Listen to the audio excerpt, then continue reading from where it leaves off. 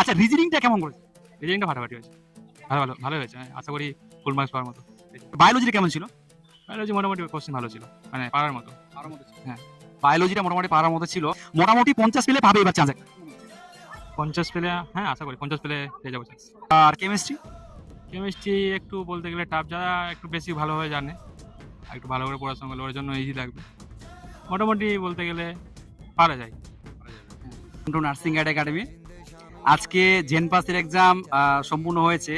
একজন স্টুডেন্টের সঙ্গে দেখা হয়েছে। তো আজকে আমরা দেখব যে 5টা সাবজেক্ট ছিল, তাই তো? ফিজিক্স, কেমিস্ট্রি, বায়োলজি, রিজনিং আর ইংলিশ। তার মধ্যে সবথেকে টাফ কোনটা করেছে? টাফ বলতে ফিজিক্সটা একটু টাফ, আর কেমিস্ট্রি কিছু কিছু টাফ ছিল, বাকি এমনি সব easy ছিল। আচ্ছা, রিজনিংটা কেমন করেছে? রিজনিংটা ফাটাফাটি হয়েছে। ভালো হয়েছে। আশা করি ফুল মার্কস পাওয়ার মতো।